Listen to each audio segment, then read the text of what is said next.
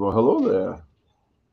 Welcome to a nice little special show. As you can see by the ticker, this is our Mount Rushmore show where we're going to cover our interpretations or our thoughts on who the best of the best is to be on Mount Rushmore, in our opinion, for various different um, time periods and promotions. So, as always, it's the People's Choice Don Rodriguez sitting next to the one, the only Nubian Sumo, the big guy KG, will be hopefully joining us very soon. But I see the Sumo has already got the shirt. He's fresh off of his birthday. He's 364. So he graced Facebook with uh, smoking probably one of the longest cigars I've seen, at least that I've seen you smoke. Had you a nice drink, so I guess you got to tell us what your birthday special was, and then tell us what your evening delight is. Well, thank you very much, sir. Good evening, ladies and gentlemen. It is I, the Nubian Sumo. Yes, I am fresh off of number 53, or the beginning of number 53. I did post a video for anybody that did see it. James or Jade Berkeley Gould II on Facebook if you want to check it out. Uh,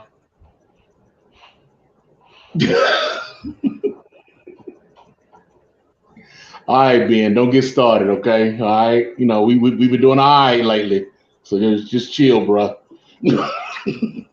But yeah, if you want to check it out, it's the video. I mean, it's just me lighting up and drinking.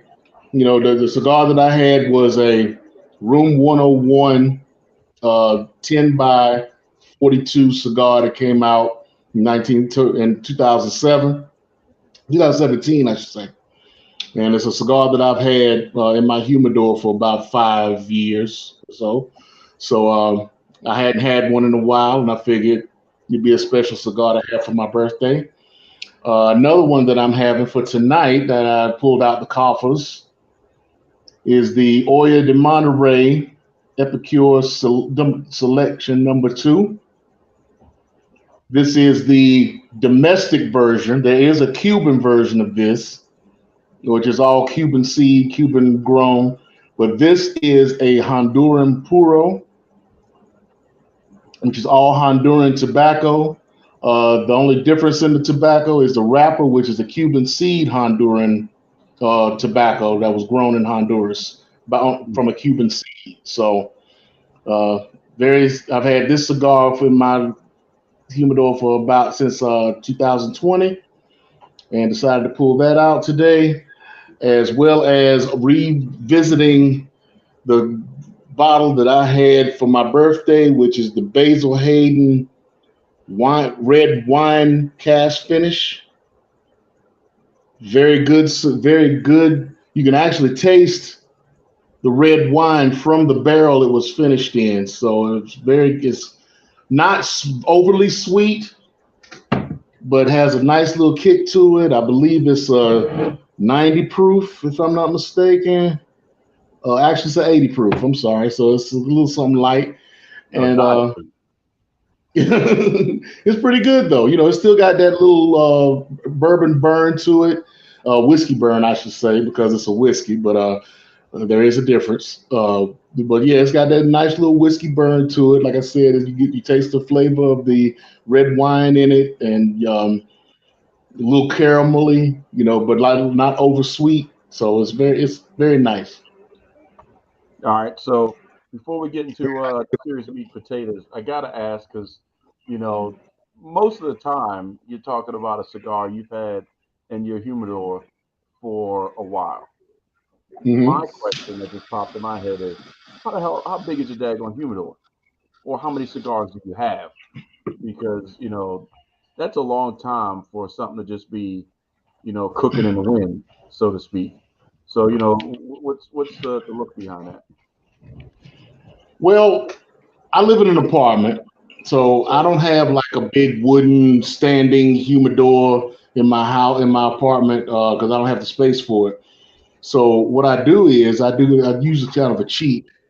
So I have a 120 quart cooler, just like you would use at a cookout. Put some ice and drinks in it. Same thing. I just cleaned it out real good. Got it on eBay for not eBay, but Amazon for like $65. Okay. Cleaned it out real good. I put a gallon of distilled water in it. Just pop the top and drop the whole bottle in. Put some Bovita packs in and kind of let it season for about 2 or 3 days. And then I put my cigars in it. Now, as far as the number of cigars I have, it's kind of hard to tell because I was with a group called the Provider Cigar Club for a while, and I was on a monthly subscription with them, which I kind of stopped because I was running out of room in my humidor because I wasn't really smoking those cigars. I was kind of hoarding them because I got a lot of them in there.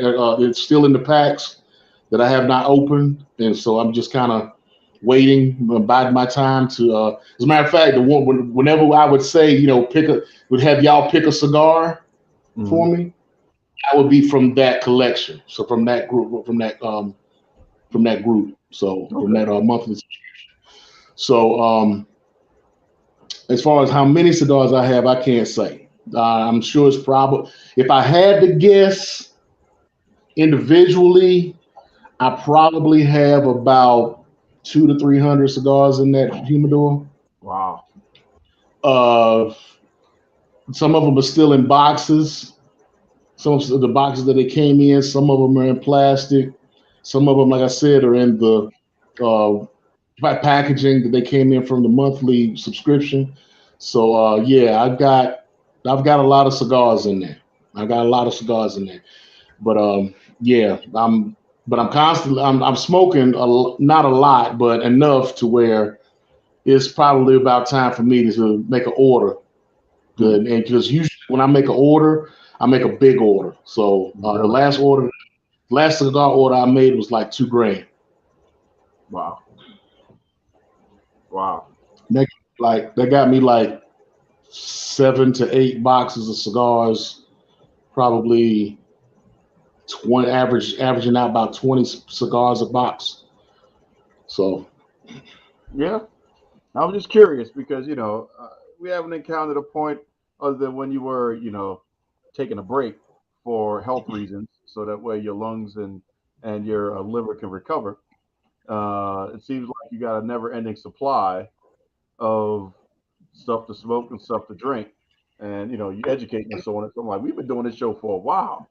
This dude hasn't missed a beat yet. So I was just curious. Well, I'm also going to cigar lounges, and you got to bless the house when you go to cigar lounges, and then there's also different cigar events that I go to. So you're gonna have vendors and things of that nature. So yeah, I mean it's it's an ongoing thing. Like I tell people that could try to get into this, it's not a hobby, it's a lifestyle.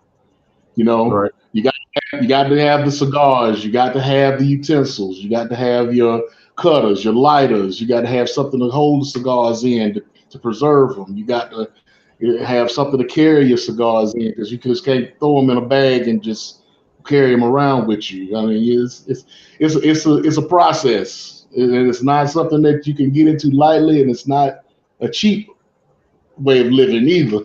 So Yeah. so I tell people to tread lightly when they decide to come into the cigar world because it's not something that you can take light. All right. Now, see, we have been joined by the big guy. I guess he's telling us we shuck and jive long enough.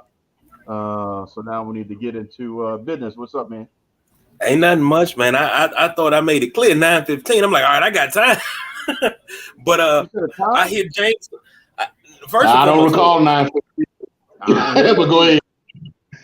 Well, I messed up on that, but okay. First and foremost, happy birthday again to the Nubian Sumo. That's first and foremost. Secondly, Thank you, did sir. you say you spent $2,000 on a daggone on an order? Yeah, but I spent $2,000 on a cigar order from 3 different companies. Yeah. Okay. look here. I'm gonna need to be your little brother because I need a big brother because I don't know right from wrong. I got an expensive shoe habit. Well, you can compare my scar habit to your shoe habit. Like I said, I only have 3 vices in my life. Okay, I got no kids. I got no wife. I'm by myself. I don't have a car. I don't drive. So I mean, I don't. So most of the major bills that most people have, I don't have. So I only have 3 vices: it's cigars, whiskey, and wrestling. That's it. If I have those 3, if I have at least 2 of those 3 going on, I'm good anywhere I go.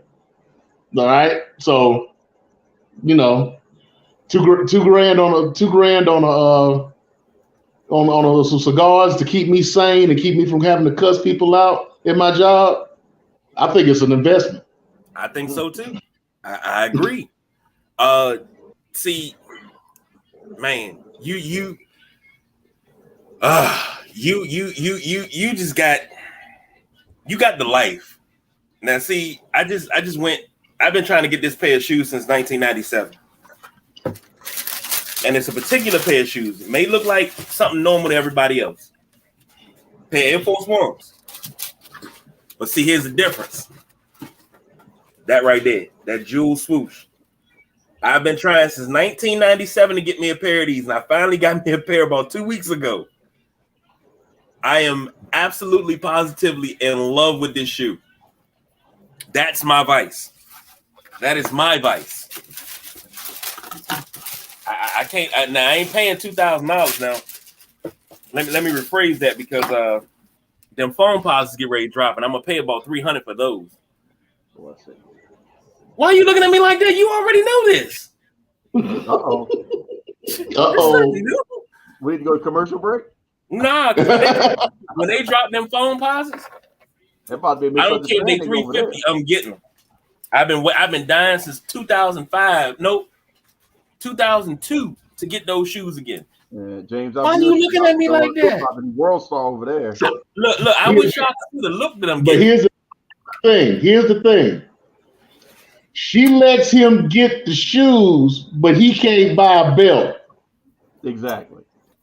Not one. Now, see, there it is. Yes, ma'am. Right. No, she hit you with the Matumbo?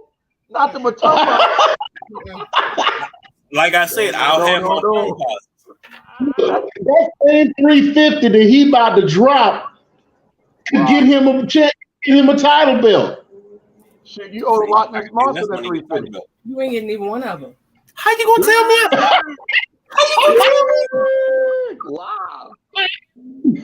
And the wife has spoken. Oh man. That's you look. I ain't gonna pay for my money. I'm gonna pay for it with her money. Here's what Kate is right now.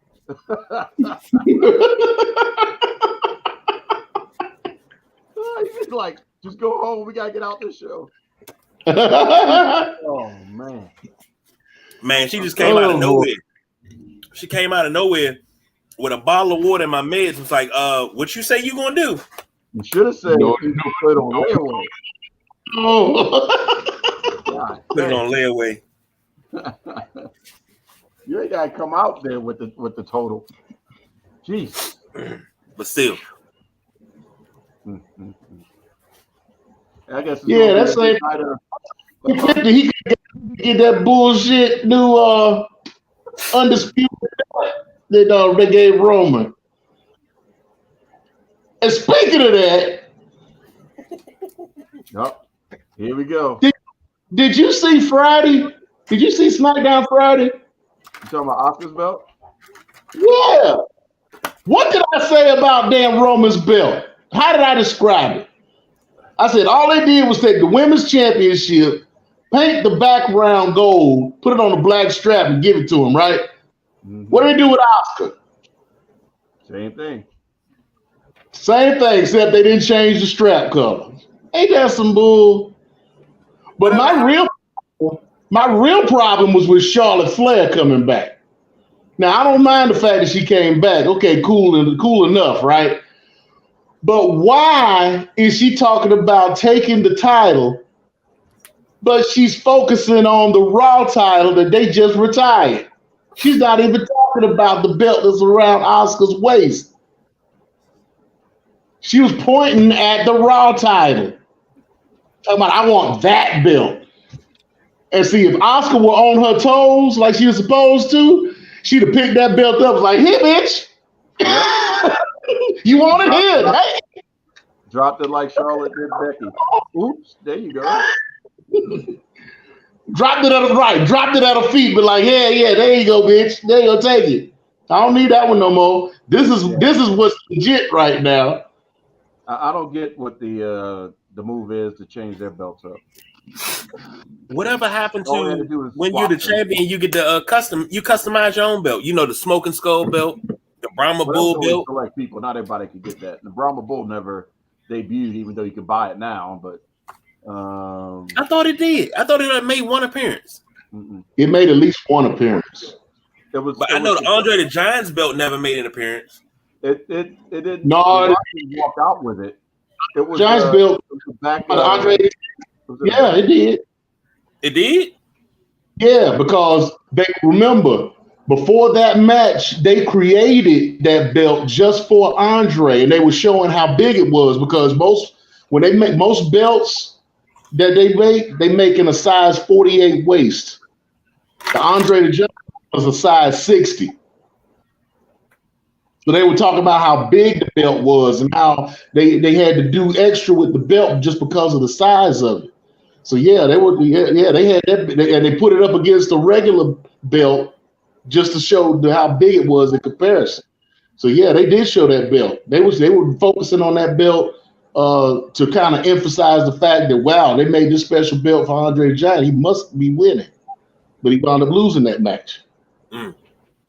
But you also don't forget about the John Cena spinner, the Edge Rated R belt. The Miz belt with the W upside down into an M. Those are custom belts. Nobody has custom belts anymore. Nobody's worthy of it other than Roman and maybe Bianca. I think Becky would have been. I think Charlotte should have been. Well, yeah, I guess for that moment, yeah. But what would Charlotte's belt look like other than a crown and I don't know. They would kind of look kind of cheesy. I don't know. I think they probably have like good side play. Like that belt, that robe that Flair wore in his retirement that she wound up taking and make it into her own. They probably make it something like that, make it look like that kind of.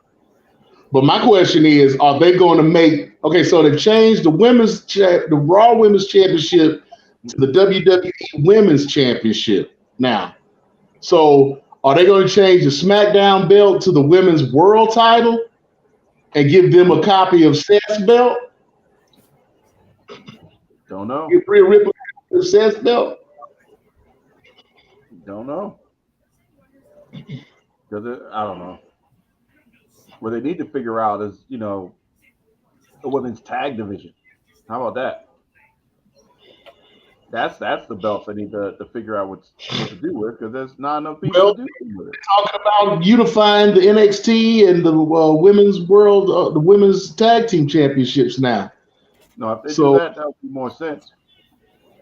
Well, that's what they're doing. That's what happened Friday night. They brought out Alba Fire and Isla Dawn, who just got drafted to SmackDown. They were about to do an interview with them, and then Shayna Baszler and Ronda Rousey came out talking about there's only one champion out here. I don't know what you're doing out here, what you're talking about out here.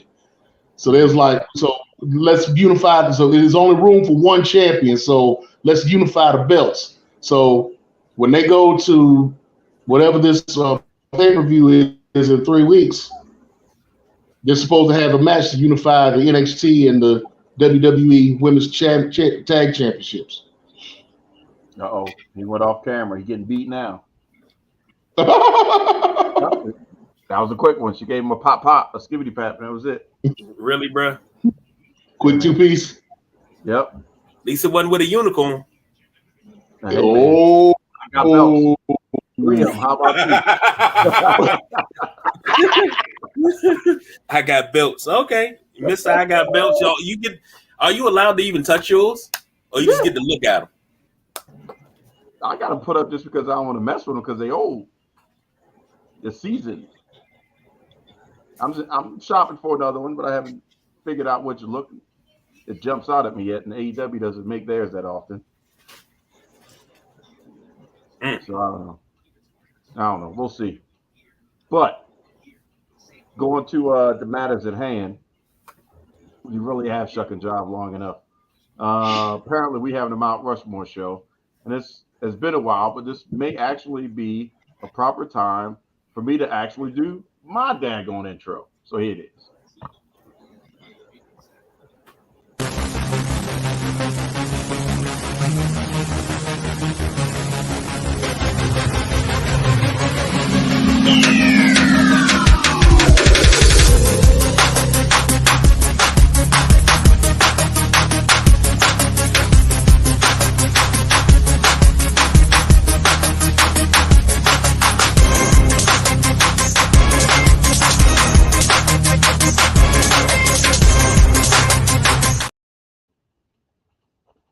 There it is. Pretty exciting. It's been a while since I done seen it. Almost got me ready to put some moves on somebody. But, there's a match over at KG's house, so I don't want to, overshadow the main event.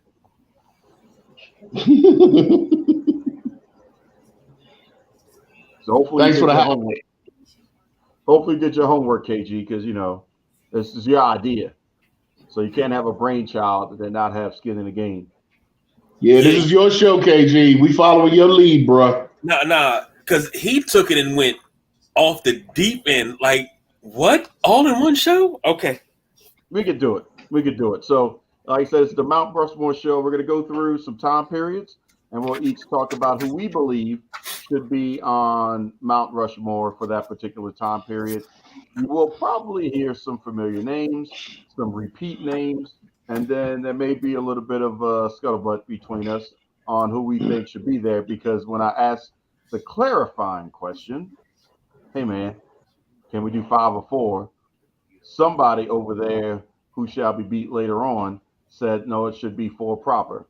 So James and I were in the same mindset that we can't delve too deep into it, because then, you're basically, it's an impossible thing to really come out to a conclusion. So I think it'll be rather interesting. So we're going to start off way back in the 80s. So we'll see if you did your homework, KG. Who's your 4 people on your 80s time period, Mount Rushmore? Oh, boy.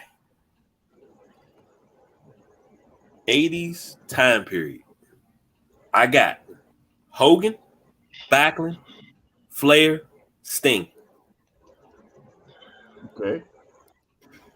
And I say that because those are the guys that I watched growing up, and they got me into the game, especially watching Sting and Flair go at it every week.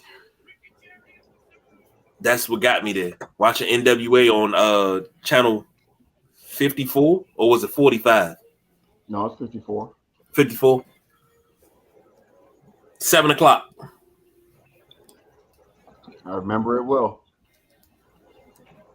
So it's not a bad list. I think there may be one common name thus far between you and I.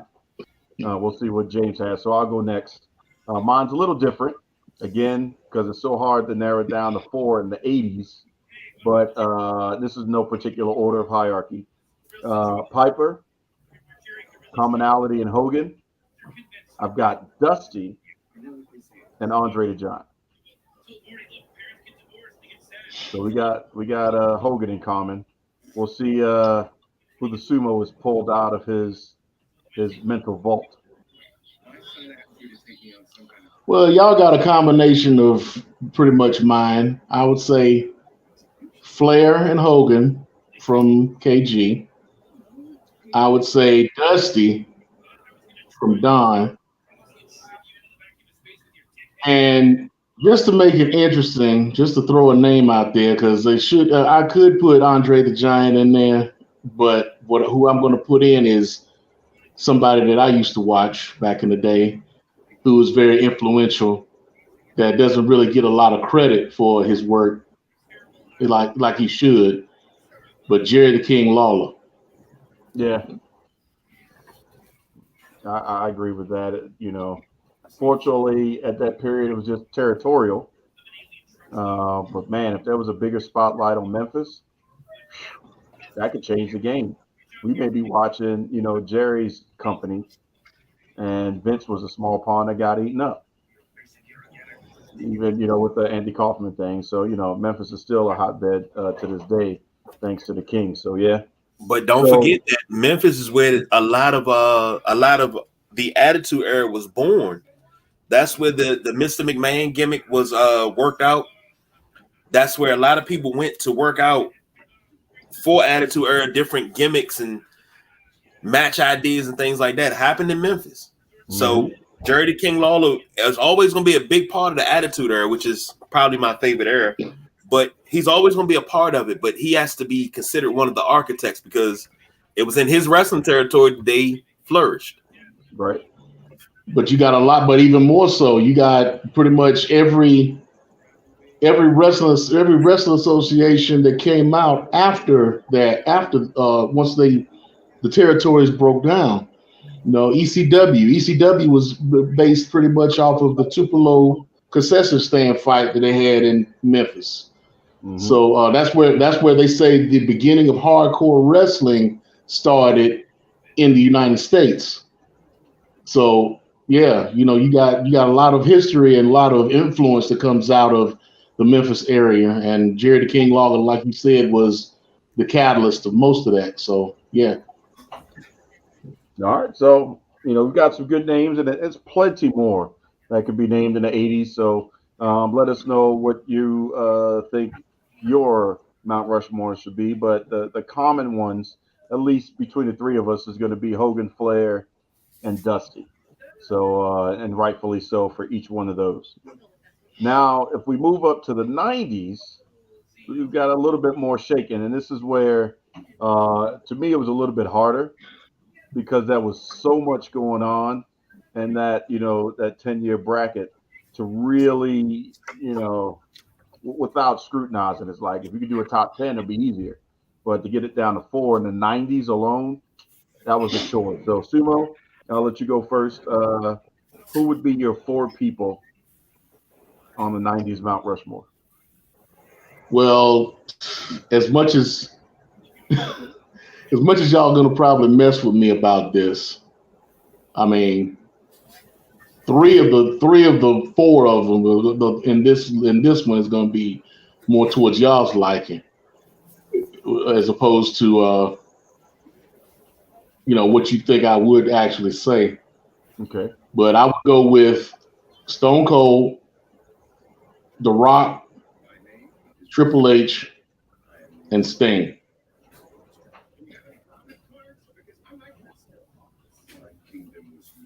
Okay. All right. So, one commonality for what we have, I've got still in the 90s, Ric Flair, like I said, no particular order, Bret Hart, Undertaker, and Stone Cold, and the Killer Bees. KG? All right. 90s. That's 90 to 99. It's the reason why I did it this way because you'll see on the next one. But I got HBK, Bret Hart, Undertaker, Macho Man. Yeah. So 3 commonalities in that one between the 3 of us: Bret the Hitman Hart, Undertaker, and Stone Cold. Surprisingly, though, for the 80s or the 90s, I'm the only one that's the Nature Boy. I said Nature Yeah. Boy. Did you say Nature Boy? Yeah, I got him in the 80s. Okay, I'm sorry. I No, he was apologize. talking. Yeah. Oh, I had Flair in the 80s too. Yeah. Yeah. I'm saying in the 90s, nobody said Ric Flair. Oh yeah. I mean, it was. Remember, it was 90. It was 91. It was 91 when he won. 90 January of 92 when he won the WWF Championship at the Royal Rumble. Mm-hmm. So I mean, his career was on a decline at that time. You know, he was going through all that stuff and coming off of WCW, and he was just trying to find his footing within the WWF. You know, he was a top draw, but he was more the bottom of that in retrospect than he was like he was only a top draw because of his name. You Yeah, know, he I'm goes looking at it now versus then, but then, him coming over was a huge deal because we were finally getting, two juggernauts in the same place. yeah, but they All didn't do that. it. It wasn't until they I never know. Hogan never had a match in WWF. I know, It right? wasn't until they both went to WCW in the late '90s that they actually had the match, and even then they messed it up. Yep. So yeah. So yeah, I couldn't put Flair in my '90s. I couldn't put Flair in my '90s top four. Okay. I'm just curious. So, KG, you got any thoughts on the '90s, or you? It's kind of hard with the '90s because the '90s and the 2000s, it was such a great time. I'll say from '97 to 2002 has to be the greatest time in wrestling because WWE was on top. WCW wasn't too far behind until the finger poke of doom. Mm-hmm. But it had to be such a great time, and most people remember switching back and forth between Raw and Nitro. Like SmackDown clockwork, was created as a competition to what? Thunder. which was a one-sided event, as we all know. I remember SmackDown was just a special TV event in Mm-hmm. April of '99. Just for the Rock. And that was you saw the Blue Blazer versus who was the Blue Blazer going against that night? The Godfather. And Jeff Jarrett came out there and helped him. But I still remember that special because I've had it on VHS for 24 years now. Yeah. So, Well, speaking of the Blue Blazer or Owen Hart, for collectors' reasons, if nothing else, get the AEW game because for the first time in 20, 25 years, maybe he will actually be a character in the game what's or the in what's a the last wrestling game he game. was on? I think the dude said in the video was Legends of Wrestling. Yeah. Because I don't. That must have been the second Legends of Wrestling. Yeah. Yeah. He wasn't in the first one. No, It was the second. because I I used to remember watch the those last game I videos remember him all was the time. WWF Attitude. Yeah. No, So I I'm mean, sorry, Warzone. It was Warzone. this is epic. No, he was in Attitude because they dedicated Attitude to his memory. Yeah. He was in Well, Attitude. Warzone is where you played a lot. You just played his theme song over and over. Hey, stay out of my head. You know nothing about that, good sir. Yes, I did. So let's move into probably this is where again we're going to disagree, or we may agree. I don't know.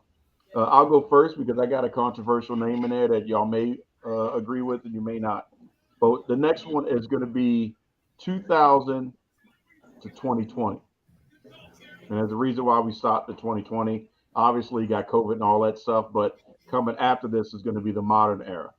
But What exactly is the 2000 modern era? the That's right modern now. era is 2020 to now. Okay. So that's what they're coining it, the modern era.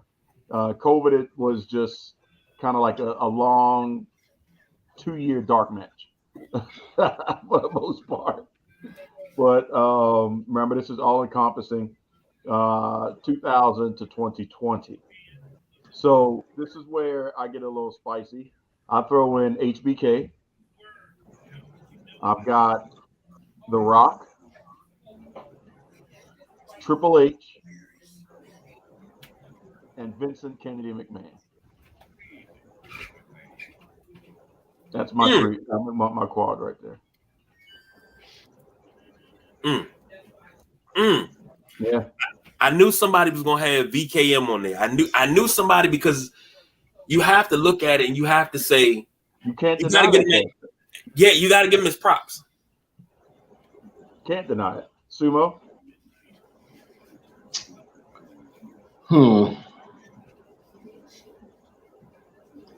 I can agree with you on Vince McMahon. I mean, you can't deny the fact that the 2000s and 2010s were pretty much run by WWE.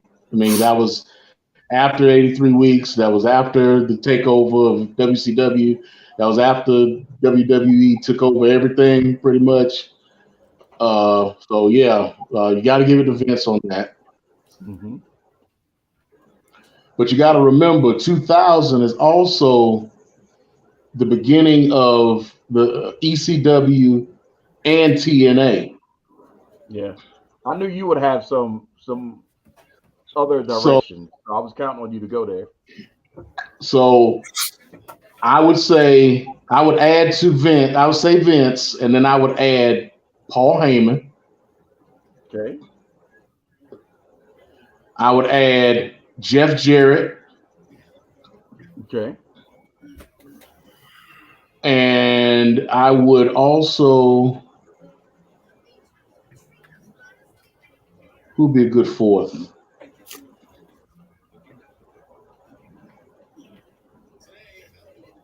So much talent. Yeah, so much talent around that time. Again, be nice if we had 5, but This makes it easy. This makes good content. Content. You talking about content? So you know what? KG, I give you a moment. Okay. Hold on. Don't say it yet. You talk about content.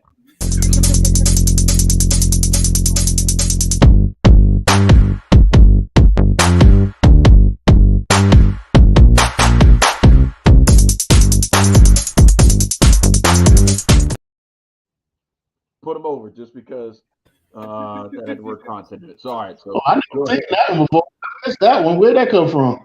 Oh, that's for the Midnight Rider because every time we have a conversation, we get deep into the stop content. Did you say so he has his own segment, nothing but content.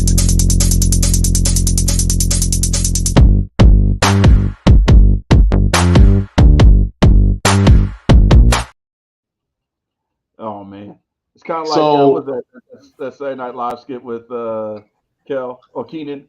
Was it? What's up with that? I love that skit. Sorry. So go ahead. Okay, so in thinking about my fourth, and I pretty much answered my own question. Around the time of 2000, between 2000 and 2005, you had ECW starting. You had Impact Wrestling started when it was TNA. You had Pro Wrestling Guerrilla that started. You had a couple of more in California that started on the West Coast. But there was one name that was synonymous with all of them, and he's known as the Godfather, the father of indie wrestling, because he was either on the main event or on the first card of all of these companies' first shows. So I'm gonna give him his props right now. The fallen angel, Christopher Daniels. Yeah, that's true. That is true. Best version of Christopher Daniels too. Let me ask you a question, James. No, I know Don probably knows. Who was Suicide for real? Because I've heard so many names. Wasn't Christopher Daniels Suicide? At one point. Oh, I'm sorry. That wasn't for me. I know you know too, but I want to know who was really Suicide. There was 3 of them, I think. Suicide. Suicide was not one person. They had 3. They needed to put in the suit at that time. But so it's been Christopher Daniels. Right. It's been Christopher Daniels, Amazing Red, Frankie Kazarian, Austin Aries, I forgot about Aries. Who was you say? No, I'm saying I forgot about Aries. You're right. I had those three. I forgot about Austin Aries did it. You okay? I said Christopher Daniels, Frankie Kazarian, Austin Aries. Hold on. I think that was it. No, there was a few more. Was there more people? I guess. Yeah, there were a few more. Damn, I just had them all. I just had about 2 or 3 more on my head. I lost track. Damn.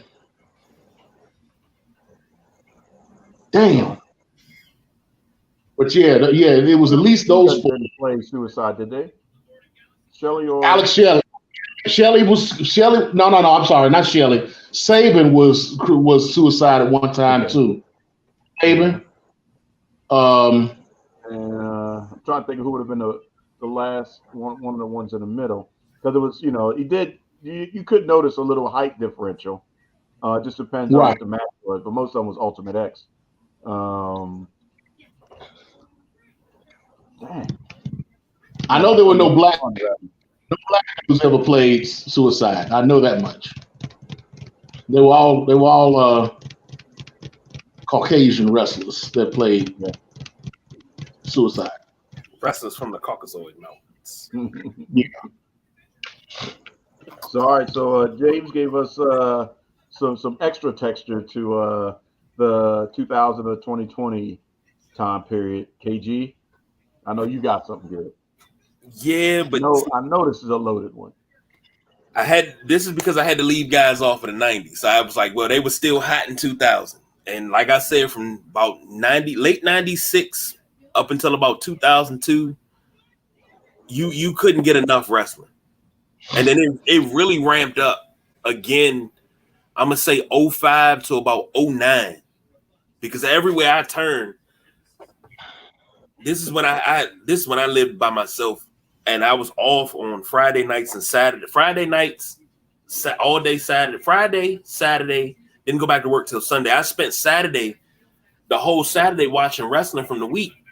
And I watched Ring of Honor, TNA, SmackDown, Raw. I watched New Japan. All this stuff was on TV. I recorded none of it. It was just all on TV. So, you had that smorgasbord of wrestling, and it was filling. That was like a great time. But 2000 to 2020, I got Triple H, The Rock, Stone Cold, John Cena. Okay.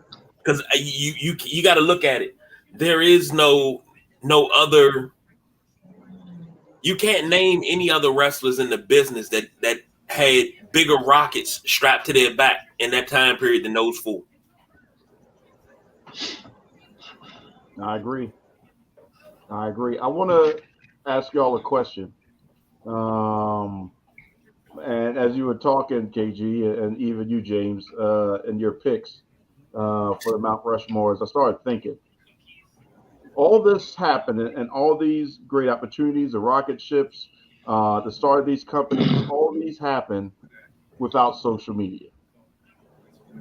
But had social media existed, this is going to chime into you, James. In my opinion, if social media was back then at the level it is now, only one company, I think, would have survived, and that would have been ECW. Paul Heyman would have freaked the freak on social media so good that, man, it'd have been hard to do, because Vince was taped. So you go to a house show, or you go to Raw or whatever, you can just go ahead and post the ending. You wouldn't have had to worry about, don't turn over, change the channel because Mick Foley just won, the championship. Oh, that's going to put butts in the seats. We already would have known it because it had been posted. But ECW was so raw that people would have been posting it and they would have loved it. But you got to tell me what you think about that. I think ECW would have been the only out of the big ones. TNA maybe could have skirted by a little bit, even though they were taped, but it's just the way the show was produced and put together. I think they could have still done okay. WCW wouldn't have lasted that long. and Vince, like I said, he probably would have been bought out by Ted Turner, and then that would have went under, and ECW would have survived. But what do y'all think? You have to remember when TNA first started, and anybody that wants to go back and look at some of the early episodes of Jeff Jarrett's My World podcast, he breaks down how he started and how he maintained TNA wrestling when he first started with his father. They pretty much immediately within their first year got a deal with a pay-per-view company, and we're selling their shows, live shows, at $9.99 a show from the beginning. So TNA was really on top of what was then social media in the early 2000s, pretty much from the beginning of their early stages. Ring of Honor, even though they started RF Video. That was a company. Ring of Honor, the owners of Ring of Honor was a company that started RF Video, which was selling the videos from the shows in ECW and ended up selling shows to PWG, which started them selling everybody's. So they were in the tape trading. They continued the tape trading tradition, and then eventually started doing their own live shows, pay-per-view, $9.95 a show. Right. ECW was doing their tapes, was selling their tapes, ended up selling through RF Video. And then when RF Video started doing their shoot videos, their shoot interviews and whatnot, they started incorporating ECW. So they kind of came in on the back end of what was social media at that time. So to go back to your comment, I would say it would be more so Ring of Honor or Impact as opposed to ECW that would have survived if social media had been then what it is today, because they were already on the forefront. They were, but I was thinking more so from the star power aspect of it. You would, name dropping, an RVD or Sandman or somebody, check out this intro, watch this, the level of Twitterdom and all that stuff that we see now, Mandy Rose, what we have seen in ECW from Francine, or, all the things that were happening in ECW, if they were living and breathing those storylines into social media, that's just the thought process. I was thinking over Ring of Honor or Impact, that ECW would survive a little bit more because it was just gritty enough to cast the net or cast the bait, and then people would just reel them in. And then who better than Paul Heyman to spin, the Karens or anything else that would go. Who can handle that? Jeff Jarrett couldn't. He wouldn't be able to talk through that. But I don't know. I mean, I get what you're saying as far as star power is concerned, because they had Jeff Jarrett got a Karen, but not a Karen. I mean, I could see where you're going with the star character, with the star power, and them having their established. But remember, in the beginning stages of ECW, you didn't have a Taz. You had the Tasmaniac who was struggling to try to get his character going. You didn't have an RVD yet. I mean, the RVD hadn't established himself yet. You didn't have a Sandman. Sandman was still the beach bum. That was the baby face that was trying to find that didn't find his niche until like maybe 2 or 3 years after the beginning stages of ECW. So but over in Impact, you had names. You had Jeff Jarrett, who was an established name. You had Samoa Joe, who was already a name in the independents that already had a name out there. You had in Ring of Honor, you had think about Well, they were becoming national, like I said, because they had the deal with the pay-per-view company. Yeah. So I mean, they kept themselves afloat at $9.99 and per show, believe it or not. So I mean, there were actually people that were buying that show every week, every Wednesday. Oh yeah. So I mean, you just had to know that they were there. Same thing, with the other promotions. It's just that when you were at the water cooler having your Monday conversation, did you see what happened in Raw? Did you see what happened in right, and Nitro? we're not But if making. you I'm not hear, making a comparison now. did you I'm see not even. what I'm not RVD did? even. You know, I'm not even talking about WWF or WWE or WCW because they had already, no, I'm not they do. comparing. I'm just saying that the conversation at the water cooler was more ECW on average than Ring of Honor and Impact. Right, but I'm saying it. But to your question, if social media had been around, I'm saying it'd have been Ring of Honor or TNA over ECW. Okay. It's just my opinion. No, no, it's okay. What about you, KG? What's your thoughts? This is you would have been prime real estate when it comes down to who they'd be targeting on social media at that at It's that best. juncture. It's best that it didn't happen like that because ECW traveling by word of mouth. And gentlemen, long time ago when I talked about jury duty last week. So gentlemen that I used to do, I did jury duty with for nearly 6 months. 4-time jury duty job. Only guy I know. He said And to still me, couldn't get a belt. he said, word of mouth travels to those that can't read. And I believe that wholeheartedly because word of mouth would have it traveled with ECW. Like I know about ECW before I knew about what was going on in WCW sometimes because people talked about it so much. Then you had people that recorded it, and that's when you had the whole VHS exchange, man. Hey, oh, you got the week before, let me get that, so I give you this current week. And you just kind of had a community where you kind of swap tapes. Then the DVDs came. It was so much better pre-social media because it seemed like it got more exposure from word of mouth. If it would have been social media then, we wouldn't have been able to keep kayfabe in no company. Kayfabe would have died a long time ago, and kayfabe right now is on life support. But you do have those No, instances. kayfabe has been dead. But no, you have Like those instances where you gotta ask, is that a shoot or a work? lucky happenstances, yes. Every now and again, they able to keep a secret for somebody enough to be able to get on TV and say, "Okay, damn, that actually happened," you know. But I mean, but kayfabe has long been dead, and every wrestler that you talk to will tell you the same thing. But Kayfabe Thanks to died social probably in media. the early '90s.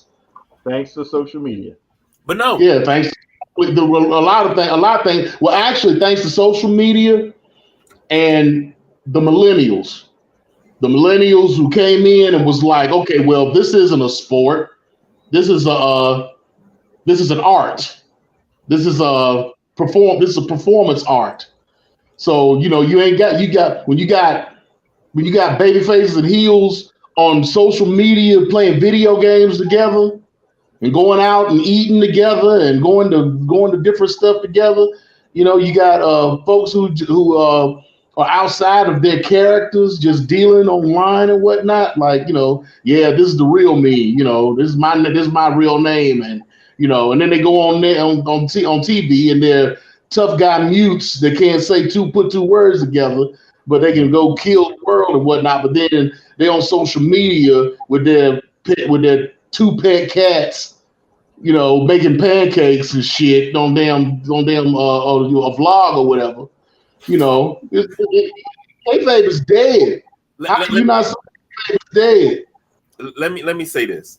The reason why I say kayfabe is not dead because there's times that certain stuff comes up, and I'll send it to you guys. I'll always say work or shoot, and a lot of it is from overseas. Is this a work or is this a shoot? But I'll notice something and I'll sit back and I'll laugh. Like, if you remember a couple months ago when Bow Wow and Jade Cargill were going back and forth on social media, everybody was like, well, who is Jade Cargill to talk to Bow Wow like that? I'm like, whoa. Who the fuck are you not to know who Jade Cargill is? That's number one. And I mean, I was in the Shade Room comments like, yo, this is a work. They were like, what's a work? What do you mean, what's the work? Do you watch wrestling? Do you know anything? You know everybody. I called everybody in those comments Philistines and Jon Snow. Oh, God. You if you don't know what a Philistine is, go look it up. That's one of my favorite words. When somebody doesn't know anything, I just laugh at them. Philistine. And, you know, I just kind of just turn away from him. And I call him Jon Snow because why? Jon Snow knows nothing. You're just like Jon Snow. You know nothing. He was still king of the North, though. He slept with his aunt. Shoot, that was the sign of the times. They did that back in the day, so I mean, you know. But at least in that situation, it was, you know, far removed. Let's not roll over to the Lannister category. Well, like, what you doing? Nothing. Well, what you want to do? Nothing. All right, Dan, let's make it happen. So, but that was just an interesting thought process. I guess that kind of segues into. Well, hold on. I got to bring my expert in. Don said at least that Jon Snow slept with his aunt, but at least he didn't. He not like the Lannisters, and he slept, you know, with somebody really, really close to him.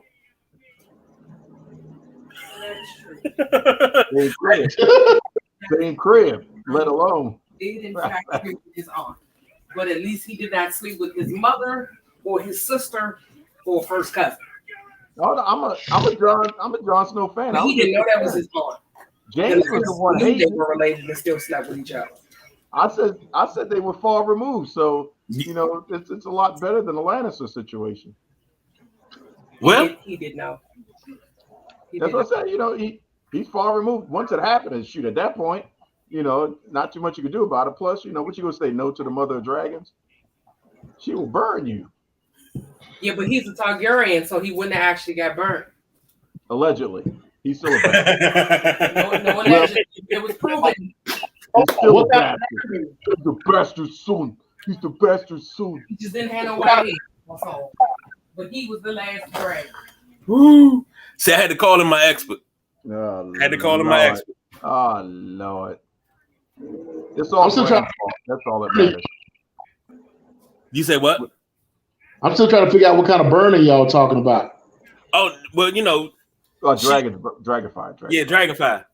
Yeah. Mm-hmm. You wave my hand and go Dracadius. The other level of flames was par for the course. Yeah.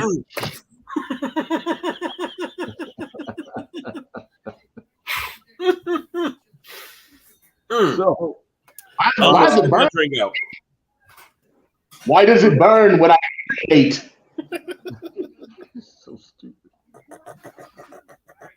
Why does it feel like something's crawling on me? Like, God dang it. It's that buxom wench that did it. Buxom wench. All right. So moving right along, before we get into the promotional versions, this is the last one of the time periods. Excuse me, our final period piece, which is the modern era. So that would be from the end of 2020 up until June 10th, 2023. And that's a lot of play area and play space. So I'll go first on that because it's a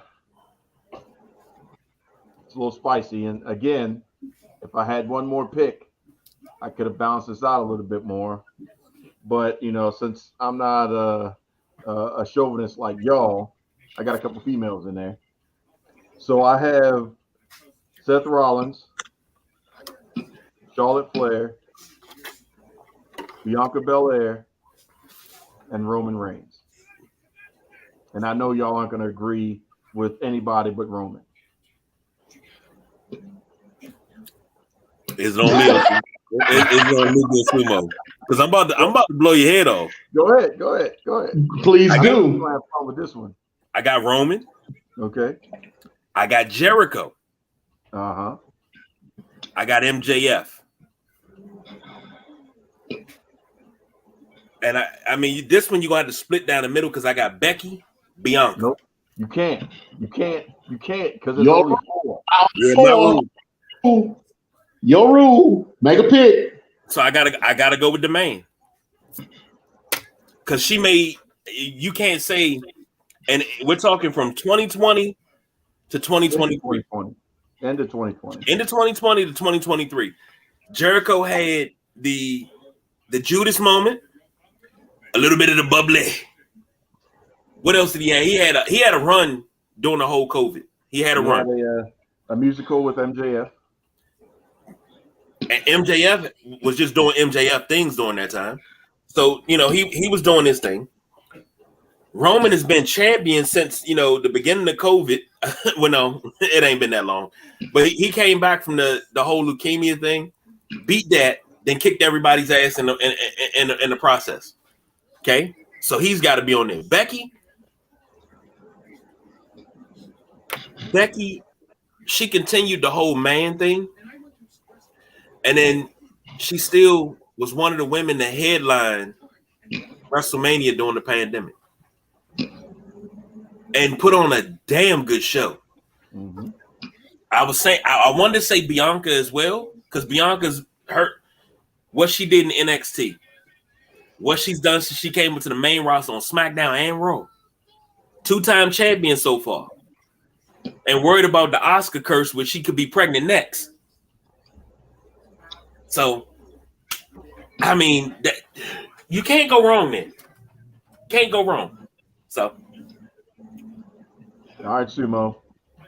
Go ahead. I know you got something cooking.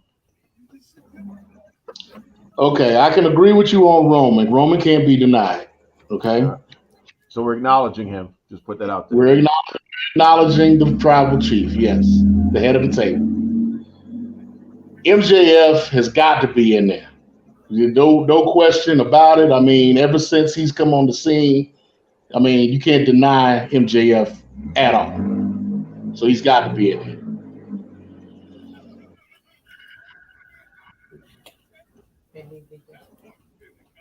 Just a pinch more sugar. What the hell?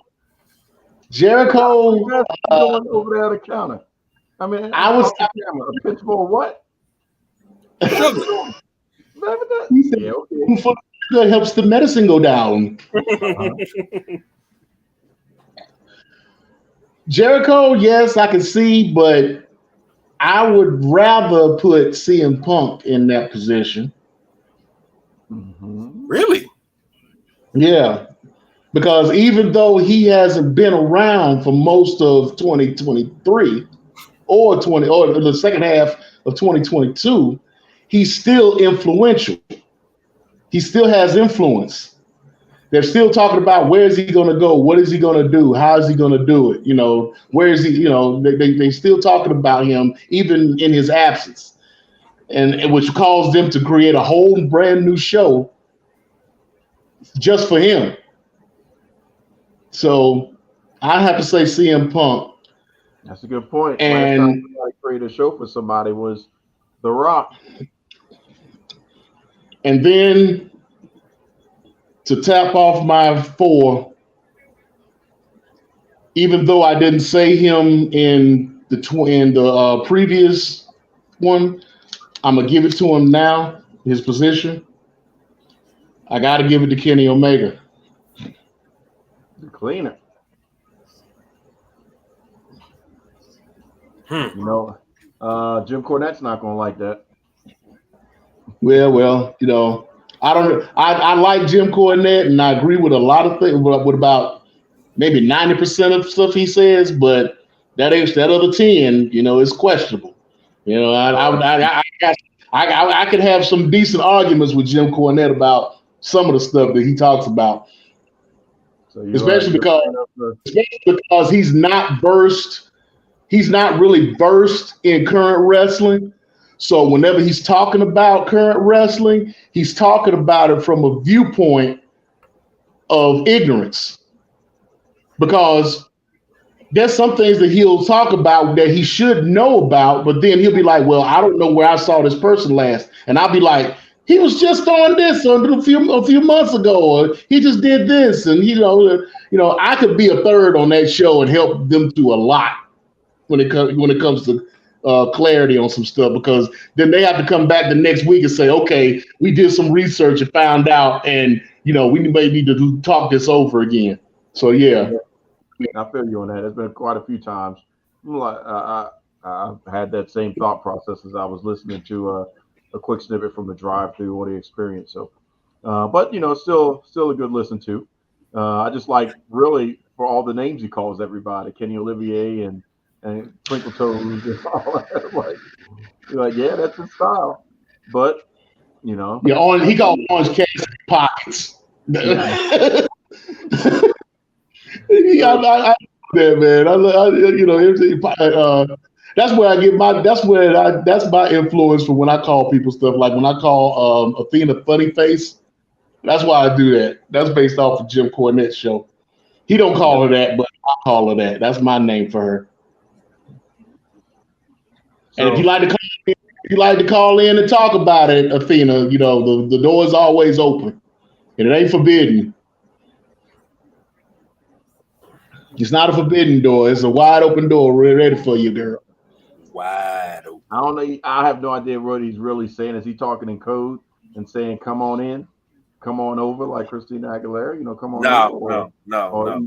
Or he talking about having a conversation. If he talking about come on over, it ain't like Christina Aguilera. I can speak as the advocate for the Nubian sumo. He's saying come on over like Aaliyah. I just touched down. Quarter after 2. I know it's late, but I'm calling you. Trying to figure if I can come to see you. All right, go ahead. Come on, let's go. Let's go. Let's go. I'm not gonna get any more trouble with y'all. No, let's go. That's right.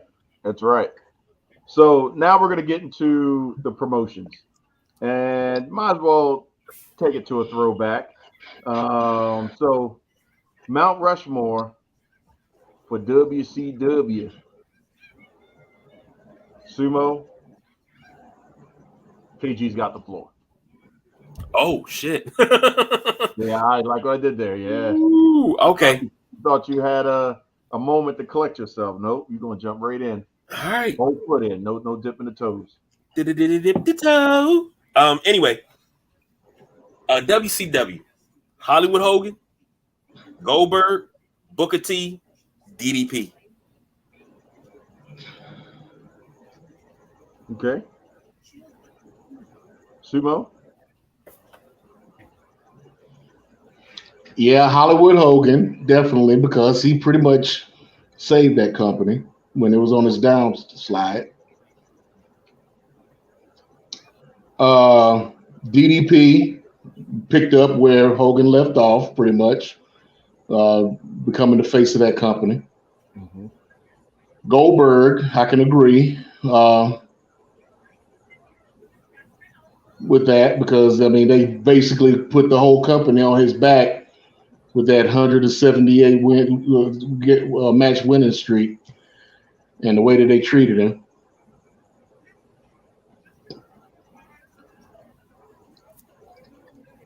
And even though we wouldn't let Mr. KG pick 2 people, I'm going to say the Outsiders. Nope. Nope. That count as one. That count as one. No, it don't. That's a tag team. That's a grouping. No. I'm calling shenanigans. Okay. Outsiders by default is a plural. The difference between he said 2 people and he had to choose. I'm saying the outsiders because they came in together and they influenced. The outsiders are who? The outsiders are Kevin Nash and Scott Hall. That's 2 people. That's one tag team. On your hand. No, I did like this. I did like that. That's one person. That's one tag team. That's Nope, yeah. nope. You know, you only can pick one. So you got half of one space and half the other space up there. You know, they'll know who it is. No, Okay, okay. no I tell you what.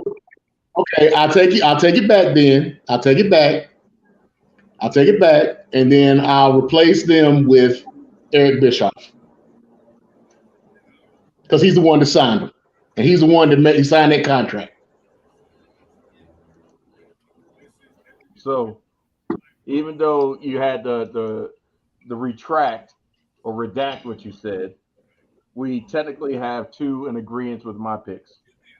The first one is going to be a wrestler, a performer that reinvented himself twice, technically three times if you want to count it that way in WCW, and that being Sting.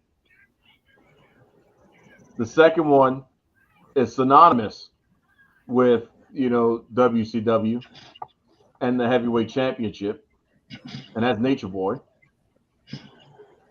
Then I went Hogan, and I also had Eric Bischoff.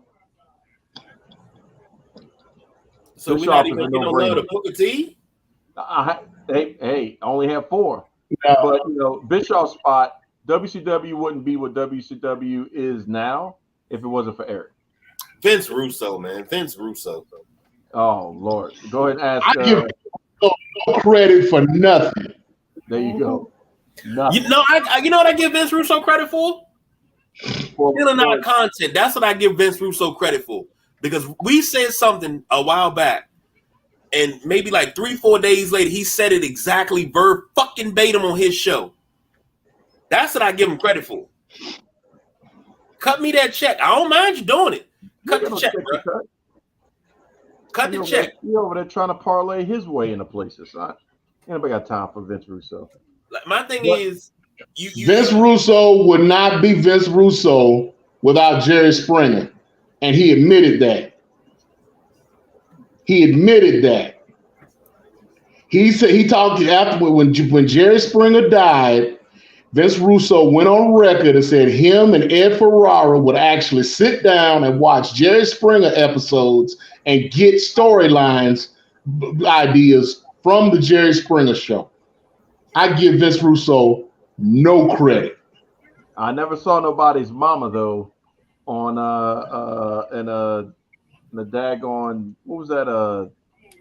Buff Bagwell's mom was in a shark cage or something. What was it, Mama Bagwell? Yeah. Shark. What the hell? Yeah, I don't give him any credit at all either. But I mean, Russo is a detriment to wrestling.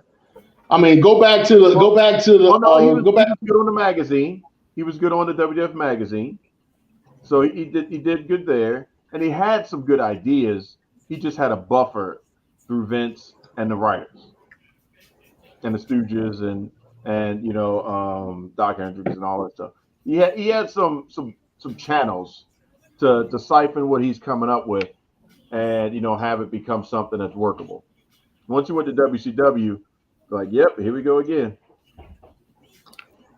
WCW, he was sent to WCW to destroy from the inside out. It's like, what the heck is going on? He had Liquid Gold with Daphne and the other people that he could have actually did something with, but he just burnt it all to the ground. Only person that came out of that period that looked really good, they cut some good promos, was Flair. Because, again, just the storylines and stuff that was happening, we got some Liquid Gold out of Ric Flair, if nothing else. And most of that was probably a shoot. So WCW is in the books, in history, as well as Mount Rushmore. Now we're going to have a little bit more different kind of fun. And we're going to talk about the WWE/F. So we're getting the F back in. Again, hard thing to pick. 4 people. But since somebody wants to be a stickler for, creation semantics, we will do that. So my 4, no particular order of hierarchy: Hogan, Stone Cold, The Rock, and The Undertaker. James, go.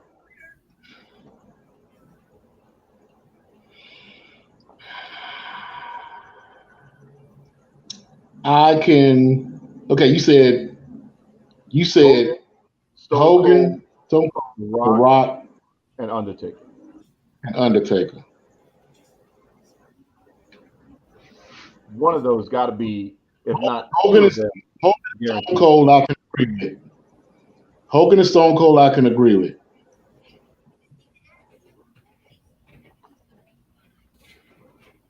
I'm gonna have to. Okay, damn. Yeah. Quote LA Knight. Yeah. Only because you included the WWF. Am I having an issue with yours? Okay. Okay. Because Dwayne. okay. Before I do this, before I go, you said WWE and WWF. Do you include WWF? No, not that far back. Okay, not that far back. Okay. So, but then that'd be such a large pool. But WWF came into existence in what, the late 70s, right? When did WWF end and WWF begin? Well, I wasn't born then, but I want to see if he fits into the category. It was in the late 70s. Because I was born in, fact check it.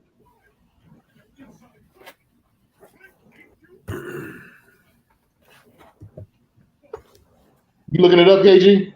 No, he's shoe shopping. I'm not shoe shopping. I'm looking. I'm trying here. Trying to see what the fees are for the layaway. Go to Wikipedia. You could probably go to Wikipedia and go to the list of champions and see when the first WWF champion was, and then we can base it off of that, or who the last WWF champion was. All right, hold on. Let me see. Championship reigns. Origin. 1963. That's the first. That was Buddy Rogers. Right. Okay. Wow. I didn't even have to say anything.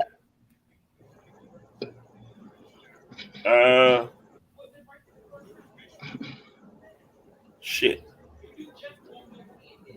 Here we go. Reigns. And not Roman.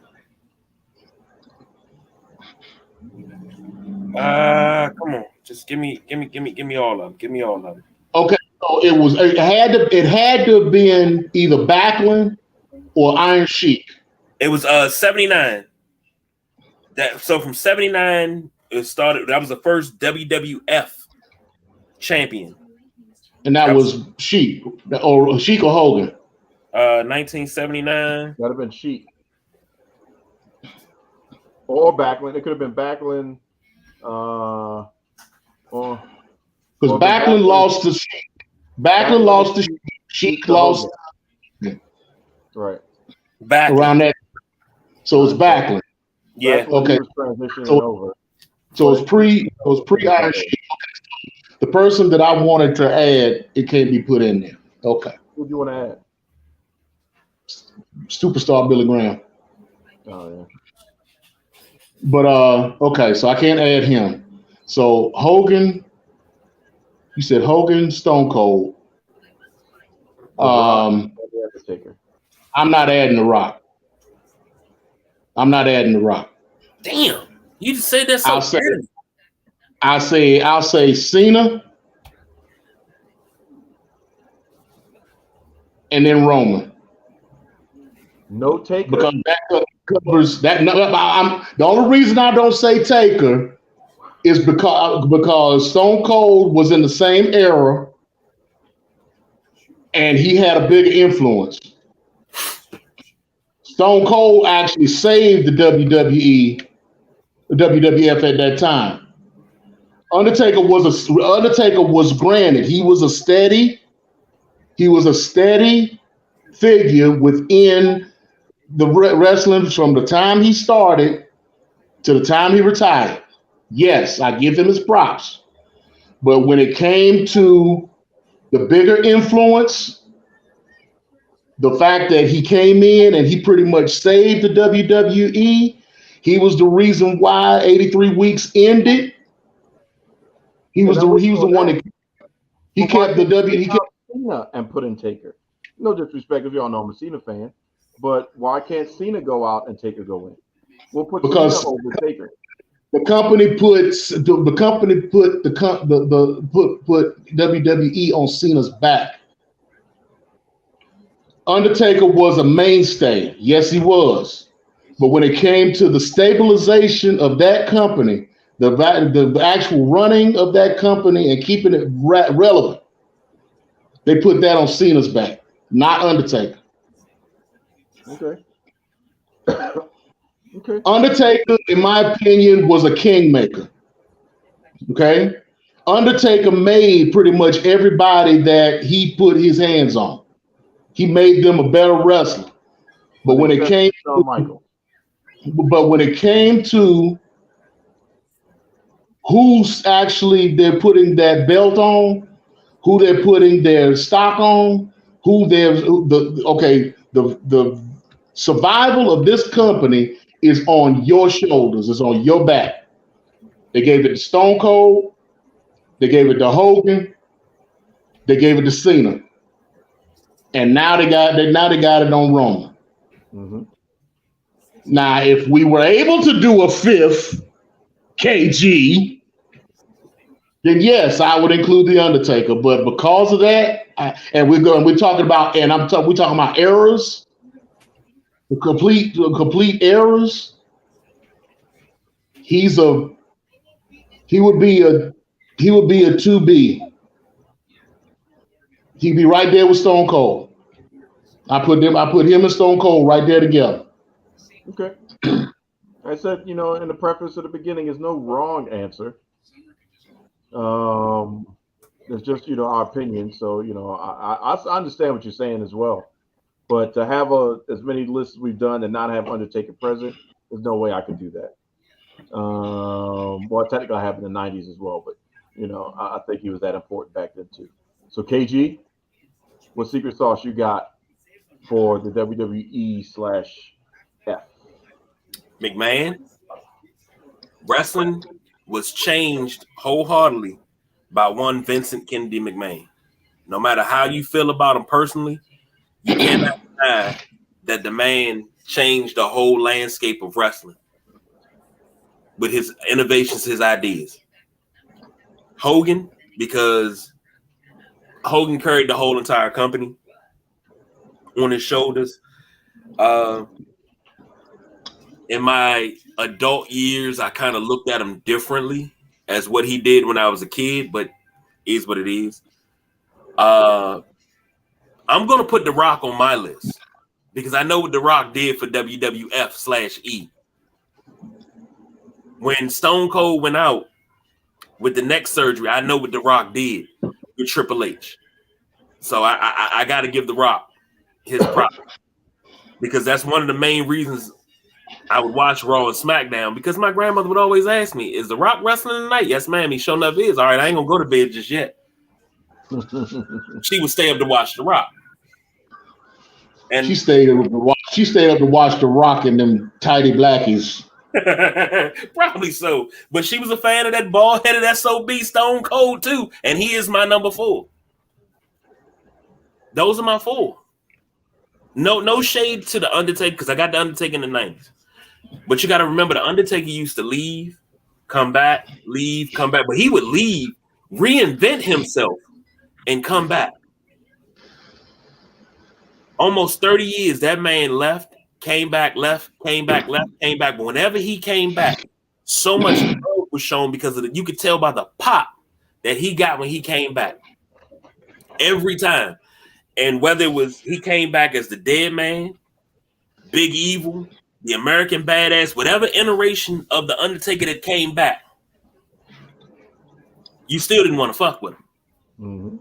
But if you notice with the Undertaker, it was a lot of real life that intertwined with kayfabe. Right. So, you know, Well, yeah, that's how he you lived there. Yes, and that's He how lived. it's fresh. That's why so many people are pissed off at him right now with this tour, because he's not doing his character. He's not living his character anymore. And he's like, he don't understand why they brought so many people upset with him about that. But I don't get why they upset either. The man lived that character for 30 years. Let that man be Mark Calloway. Exactly. And he lived it for was it 28 of it? He lived it in kayfabe. Yeah. So I mean, Even out in public, he was the Undertaker. He was never. He said it himself. From the time he took on that character, he was never Mark Calloway, in or out of the ring. He was always the Undertaker. He was always on. And when he put the Undertaker down, when he retired and he ended the character, he became Mark Calloway. I get it, but I don't understand how you can be upset at him anyway. Like the when it comes to storytelling, The Undertaker, Chris Jericho, Paul Heyman, Jim Ross. I think those are four of the greatest storytellers involved in wrestling that I have ever heard before. I can listen to Chris Jericho tell stories on the road all the time. JR, the same thing. I just old stories. Bradshaw's another one. Love the way he tells stories. Especially now, if you just talk about straight up storytellers, people that tell just straight up storytellers tell stories. How you gonna leave out Jim Cornette? Cornette too. I'm sorry. That's my fault. Cornette too. Because Cornette got shit going back to like before he was born that he could tell you about. I mean, you know. Yeah, I would love to visit his house and go to his attic. Like, he got a lot of cool shit. Yeah. When you talk about wrestling historian, there's no bigger wrestling historian. I don't think there's a bigger wrestling fan than Jim Cornette, because he can tell you things off the top of his head that most people got to go find the book that it's in and then search to find the page when he done already recited the whole entire story. Yep. Shout out to Cornette. Second time in this show today. So now it's time to slide into the competition. All Elite Wrestling. Who wants to go first? All right. We have a volunteer. KG, who's your All Elite Mount Rushmore? Chris Jericho, MJF, Britt Baker, and Kenny Omega. Okay. I got some commonality in that. We'll see where the sumo is coming in on this. I can't argue with that list, actually. So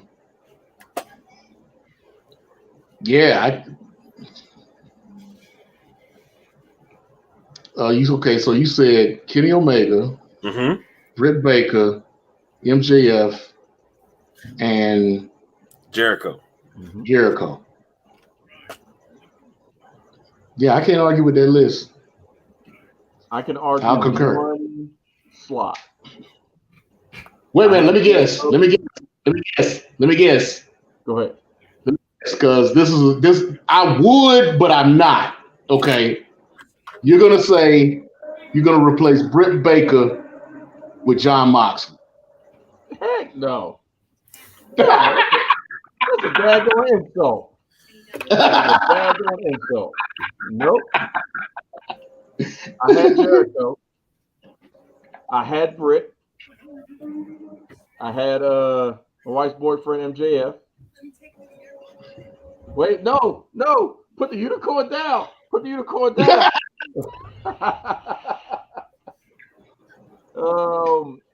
I actually had Cody. One time for the one time. Come on, give it to me. Give it to me. Give it up.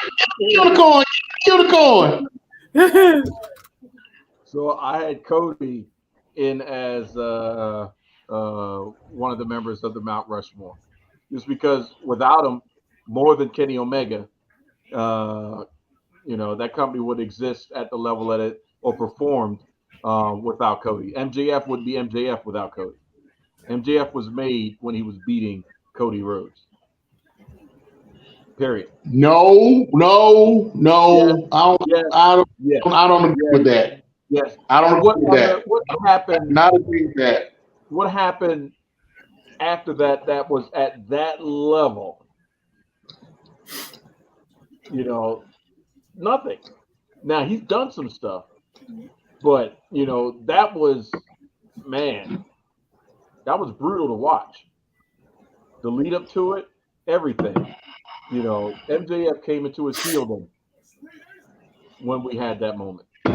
No, MJF was allowed to express his full heeldom once that happened. MJF was established before he got to AEW. But people knew AEW. We're talking about AEW's Mount Rushmore. We're not talking about what he did in the Indies or wherever else. In order to get on that mountaintop, you say MJF until with Cody. That's not the case. He didn't get on that mountaintop if it wasn't for Cody for AEW. Because a lot of people didn't know who Maxwell Jacob Freeman was until I don't agree on AEW television. I think MJF would be in the same position with or without Cody. Nope. That's just my opinion, because he was already established before he got to AEW. They brought him in because of what he established in the Indies. People will prove that theory. KG, see you have to report AEW. How many times have we mentioned MJF? Because y'all are WWE marks. That's why. You said he was well established. He wasn't established for us to be able to talk about him. He was established way before that, and he didn't come to his full heeldom until he got with Cody. But he was already established before he got to AEW. That's how he got in. That's how he got in.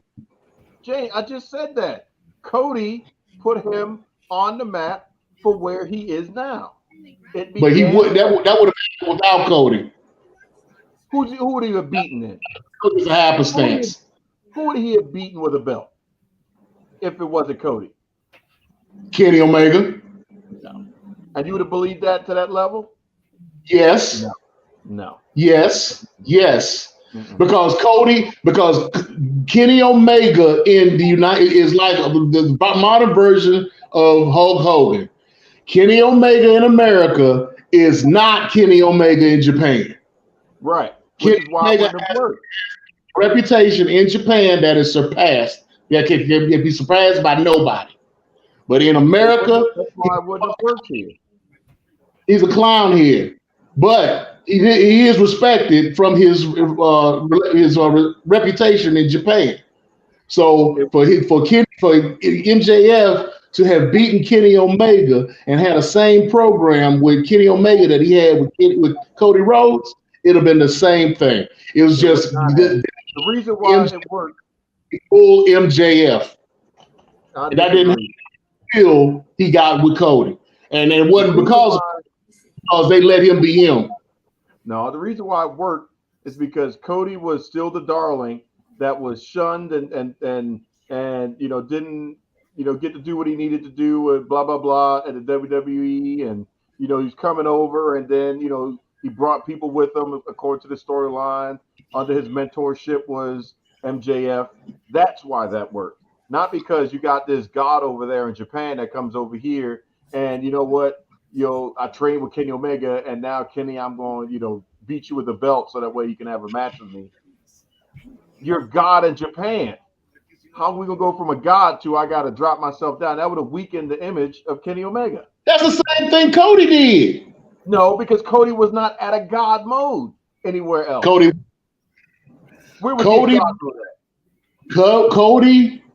left the WWE And was and went God mode nowhere. and won the world title in every organization he was in. He was over everywhere. He went to Japan and was in the Kingdom. Was he better than Kenny Omega in Japan? Nobody's better than Kenny Omega in Japan as far as an American is concerned. He wasn't there long He enough. was not in God mode in Japan. I just said God mode in Japan. Who, Cody? I'm not saying he was in God mode. Cody was in God. Omega was in God mode. Yes, Kenny was. So how you gonna be referencing Kenny being God mode in Japan, but yet God mode has to go through getting whipped to be able to have a match with MJF? It wouldn't have made sense. God mode should not have to get whipped to have a match with somebody beneath him. But he's less. He's more vulnerable here. Cody's mentee that, you know, Cody's butt hurt, and now MJF has shunned him so much and he wants that match. That is more believable than God mode can't just call Tony Khan and say, "Give me the match." I ain't gotta get beat for that. Mox would have got whipped at all. Mox would have said, beat me. Mox would have said, "Beat me," but that's just because that's his style. But he wouldn't have got whipped just to get whipped. And he was a bigger name than MJF. See, Cody lessened himself in AEW because he knew that he would get shunned if he was to go in and get titles right away. So he made himself into what he made himself. Until Jericho took the reins and really said, "Hey, I'm going to carry this forward with the name." Everybody thought Cody had established AEW himself. Nobody knew who Tony Khan was. In reference to being, you know what I'm saying, the money. You thought, oh man, Cody started this promotion. He's going to get back at Vince. And they would just nobody thought with that. Was part of it, but nobody thought Cody started that company. Everybody knew it. A lot of people did. It was Kenny Omega and the Young Bucks that started that company, and Cody and Hangman Adam Page were along for the ride. Even Cody was like, I would not be where I am in the independent scene without Kenny Omega and the Young Bucks. Cody said that himself. Hey, Smart Mark, you get it. But for all the people where kayfabe, as to KG's point earlier, it was working, that's the kayfabe narrative that was being told. That's what put the attention on until they signed Chris Jericho. You heard Cody creating a promotion to go against Vince, the place that shunned him. That was the narrative that put spotlight on. Then you're like, oh man, Kenny Omega, I know Kenny Omega. Young Bucks, yeah, man, we wanted them to come over for a while. That's pretty cool. Hangman Page, but Cody was the one until Jericho, they had the press conference and Chris Jericho showed up, and you're like, oh snap, they got Y2J. This is about to be something different. So you, Smart Mark, you get it. But for all the other marks out there, and there's a lot of them, they believe, and go back, Google it, speaking of social media, check out and see how many of the tweets and the Facebooks and the Instagrams and all the podcasts and all that stuff where they just talking about Cody starting a company. And then come back and tell me who's outweighed, the Smart Marks or the people that was following that in kayfabe. Guaranteed it'll be an eye-opener. KG. Go ahead, KG. We've been doing this particular show here, Saturday Night Wrestlemaniacs, since August 2018. August 25th, to be exact, 2018. AEW's formation came about right before James joined us, okay? Right. It was no way, and we were speculating who they would sign and everything, you know, because we were talking about Kenny Omega coming to WWE.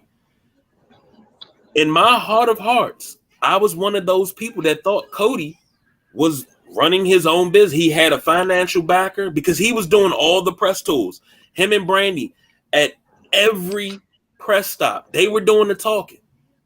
Then you would see Hangman Adam Page. You would see the Young Bucks, but it was Cody doing all the talking. They were the sideshows. Cody was the main attraction.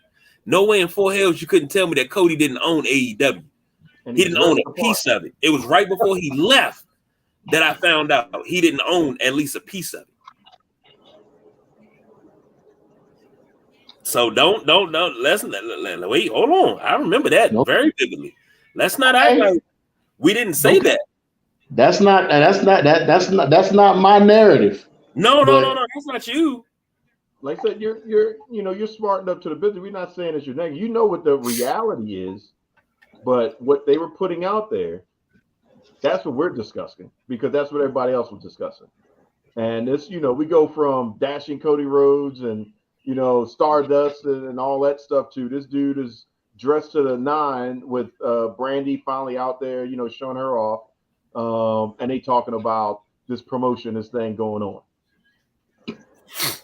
And that's all we knew.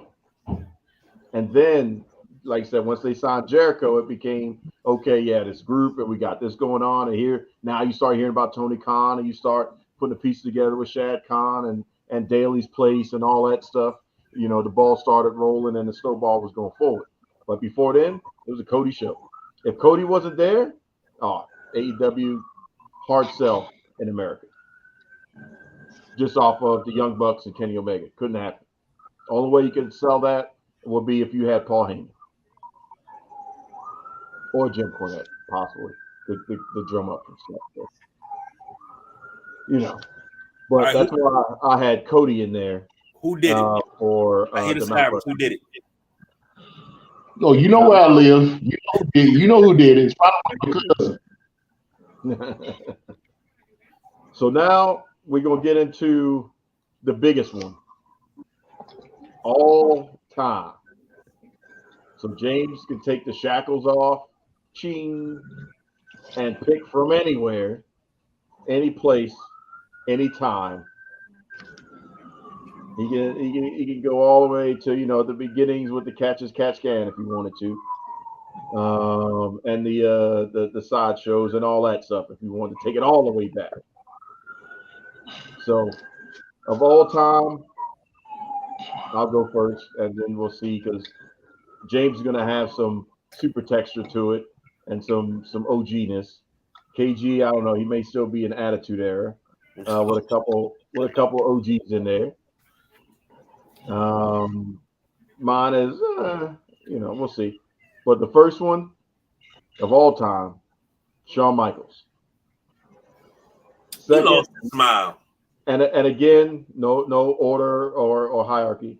Ric Flair, Stone Cold Steve Austin, and Vincent Kennedy McMahon. That's my four. Who wants to go? KG? Say the best for last in the Nubian Sumo.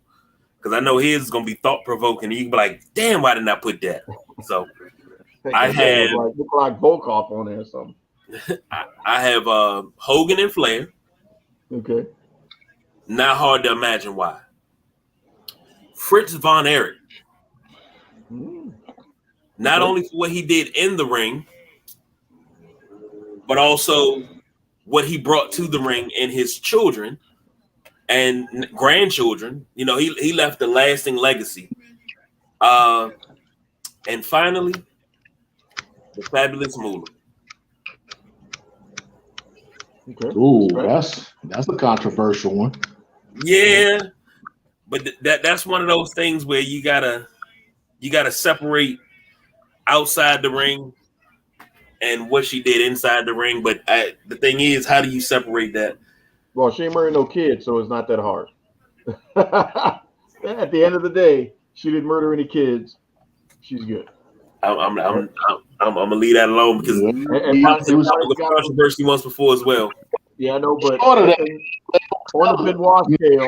the Benoit scale, she's nowhere close that we know of. So. She was so close. I mean, she was right there without killing somebody. I mean, let people tell it, but Hey, let them tell it. She may didn't kill him, but she damn sure made someone wish they was dead the way she slutted them out. Yeah. Allegedly.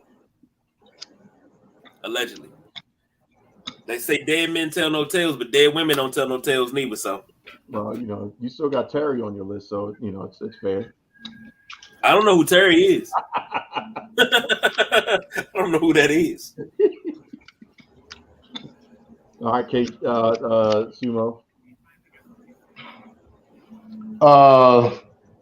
As far as wrestlers are concerned, I don't know if I'm going to have a lot of wrestlers on this, if any.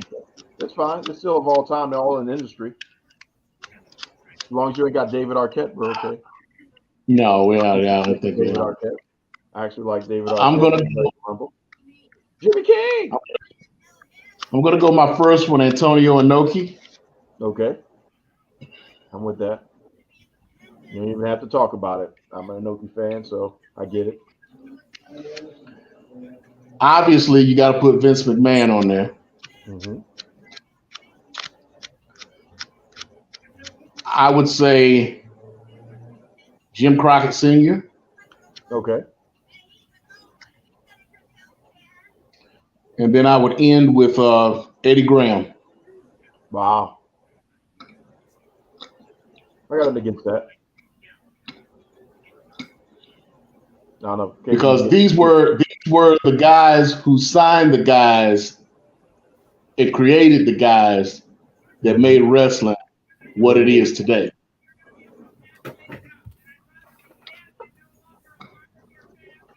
True that. Then if there was a fifth, would you say Vince Sr.? Or would you put somebody else? If there was a fifth, I'd probably have to say Vern Gagne. Oh, yeah. I can't argue with that either. Many times up in the middle of the night, man. Gagne, Soli, I mean, those just voices, Cornette, Jim Ross. I mean, that was just soundtrack of my teenagehood right there. And a lot of it was just old reruns. But man, that's AWA, right? Yeah. I would just say that. Oh, yeah, that was oh gosh. I think that was Fox 45 at about 2:00 in the morning on a Friday night. They would just start popping and be like, yep, I'm be up watching this. Good old days. When Gordon Soley out there talking about, and he just hit him with a suplex.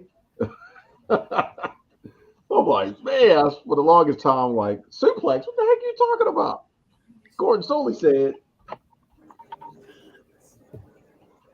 So, KG, we went through the 80s, the 90s, 2000s, modern era, WCW, the WWEF, AEW, and all time. Did we at least come up to close to what you conceptualized earlier today with the Mount Rushmore show? To be quite honest, it superseded it. Because I was just saying, hey, I was thinking long-term booking. I was like, hey, we don't have much to talk about. Hey, let's do a Mount Rushmore show. Hey, Mount Rushmore this, Mount Rushmore that. Because you can do Mount Rushmores of anything. And I've been getting the blues about doing it and only having 4 people, but it makes it for more controversy because you got to think a little bit harder. If I give you 5, you can do it a little bit faster. You can do it a little, you can kind of sort of get to it a little bit. But if I give you 4, you can take it and just say, you know what, let me do this 4, and I'll be fine. So. Okay. Sumo, what's your thoughts? How you feel about the commonality that we had and some of the differences? Well, I mean, this is always going to be a conversation, kind of heated at some points, as it was tonight. It's always going to have, you're always going to have your opinion, and being that even though our age differences is only at maximum 10 years apart, with KG being the youngest. What you talking about? You ain't younger than KG. It's 12 years. Okay. Yeah, that's the matter. But we still you got me by I got you about what, 5 years? 5, 6? 71. He carried At it. least God damn. 300. At least. At least. You saw the first ray of sunshine. Come on now. Trying to talk about when you was close up in age. See, yeah, this. You know what? You better wrap that up. Man, whatever, man. But being that we are so close in age, like I said, Allegedly. I'll give you allegedly. But anyway, my 53 years are dog years. So anyway. But we do have varying points of wrestling history amongst us. So I mean, I go back a little farther than y'all do, and KG, and his starts at a more like a middle to start of late point for me when it comes to fandom. But you're gonna have various opinions, in the conversation like this, because y'all's are gonna be more WWE centric, where mine is pretty much a little bit more across the board, even though y'all did include some others within y'all's picks. But a conversation like this is always going to be argumentative at some point. Now, it's funny that KG came up with this because I just saw a couple of nights ago, and I forget who the wrestler was, but he was talking. He was actually talking about conversations like this, how making a Mount Rushmore of anything like this would be subjective, and it should be more so off of people's experiences rather than just an overall of who they think is supposed to be the top four in their whatever category you're talking about. So it was funny that he came up with with this subject, but it's always going to be a fun subject, regardless of who you're talking to. I've had conversations like this in cigar lounges. Talking to folks who, as a matter of fact, a couple of months ago, when KG was picking on me because I went out one night to a cigar event downtown downtown DC, over at the Wharf, and I just happened to run into another cigar guy, and we were just talking about each other's experiences and just talk about what we do. And I had mentioned that I had a podcast, and he was like, "Oh, really?" And that turned into a 2-hour conversation about wrestling, where it just started out with the two of us, and then it ended up being like 7 or 8 people involved in the conversation. Y'all talking about wrestling? Oh, okay, yeah. So, yeah, I mean, it just happens that way, and it's always a fun conversation, like you said. So, yeah, it was cool to do this tonight. I enjoyed it. I'm gonna say something real quick.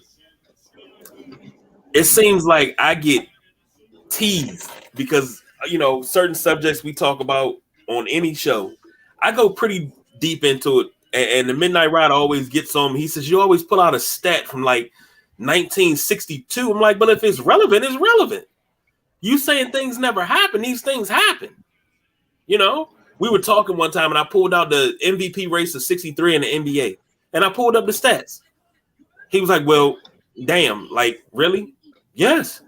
When you're a student of the game, that's what you do.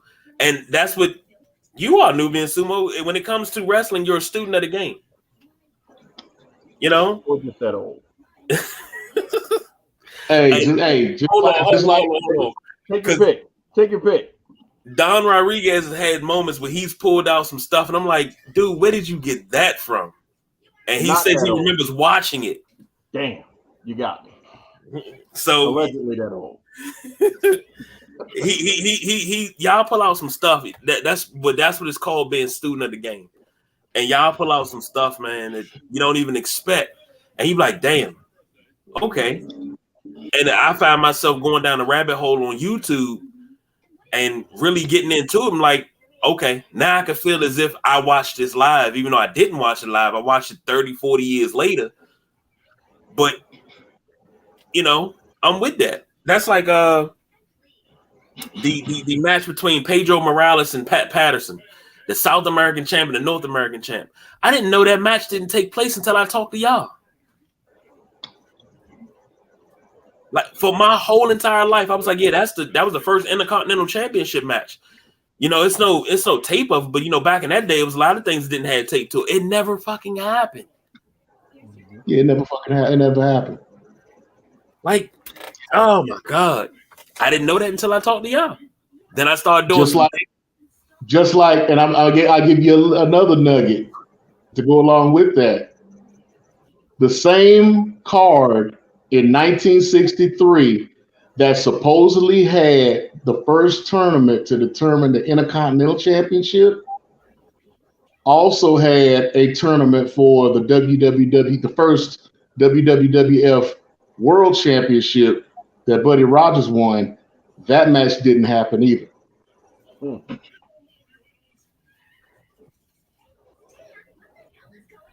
See what I mean? See what I mean? Just like I had an argument some time ago. This guy was talking to me about, first black heavyweight champion, Ron Simmons. That's my man. I was like, nope. He was not. He's like, what you talking about? What you talking about? That's what it's in the record books. I was like, okay. In 2000, was it 10 or 11? I want to say the NWA recognized Bobo Brazil and the match that he had against Buddy Rogers for the NWA World Heavyweight Championship. Buddy Rogers feigned an injury that caused the match to be ended due to a referee stoppage. And they awarded the NWA World Heavyweight Championship to Bobo Brazil, but he didn't want the belt because he didn't want to win it that way. Mm-hmm. So they found out later that Buddy Rogers faked the injury, and they kept the belt on Bobo Brazil until he lost it back to Buddy Rogers 2 weeks later. The NWA eventually recognized that championship. So actually, the first black world heavyweight champion is Bobo Brazil. But before that recognition, Iceman King Parsons beat Kerry Von Erich for the then world-class World Heavyweight Championship 2 years before Ron Simmons won the WCW Championship against Van Vader. So even then, he was not the first black World Heavyweight Champion. Now, you could say Ron Simmons was the first black World Heavyweight Champion in a major organization. I'll give you that. But Ron Simmons has never been the first black World Heavyweight Champion. Game.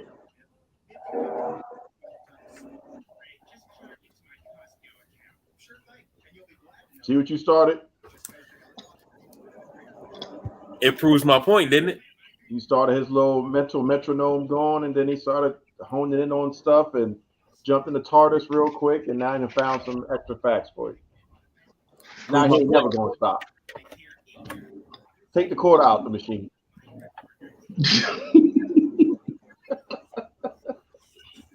I mean, it is what it is. Like you were saying. I mean, if it's a fact, it's a fact.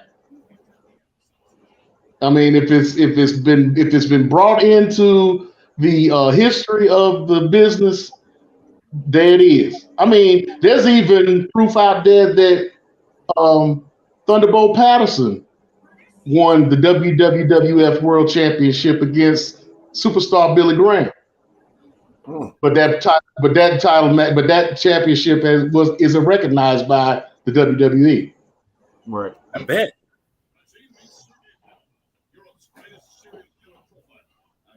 Wow. So there you have it. As we wrapping it up, you got some extra knowledge that's not in Black History Month. Black History Month, 24/7, 365. Head up, eyes open, and fists closed. Let's go. Thanks, Karen.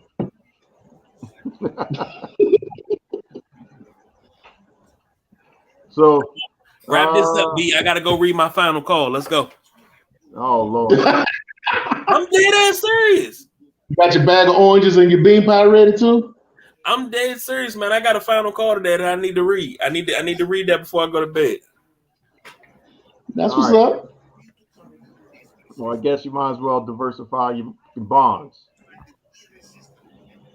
Konnichiwa, bitches.